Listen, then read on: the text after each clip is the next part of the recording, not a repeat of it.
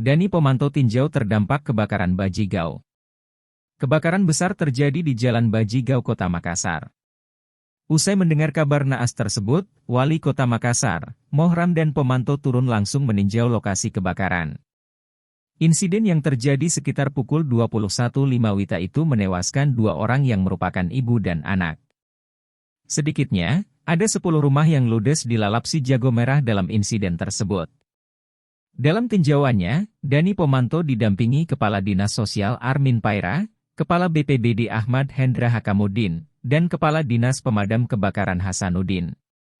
Selain mengecek kondisi rumah yang sudah hancur dengan tanah, Dani pemantau juga memberikan dukungan moral bagi warga yang menjadi korban. Mewakili Pemkot Makassar, Dani pemantau turut mengucapkan rasa belasungkawa untuk korban yang meninggal dunia. Insiden ini menelan korban 2 orang, dan di sini saya ingin mengucapkan rasa belasungkawa yang sedalam-dalamnya dari Pemkot Makassar, ucapnya. Kata dia, Pemkot Makassar di sini hadir secara penuh untuk membantu para korban yang terkena musibah. Sehingga ia dapat memastikan apa yang menjadi kebutuhan dasar korban segera terpenuhi.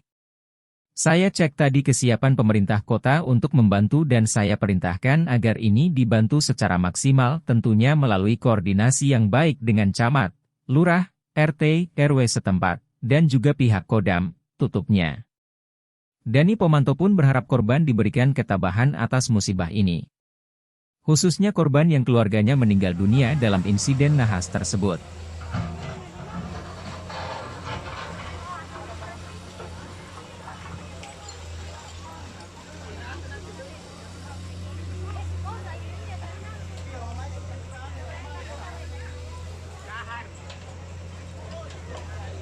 Download Tribun X sekarang, menghadirkan lokal menjadi Indonesia.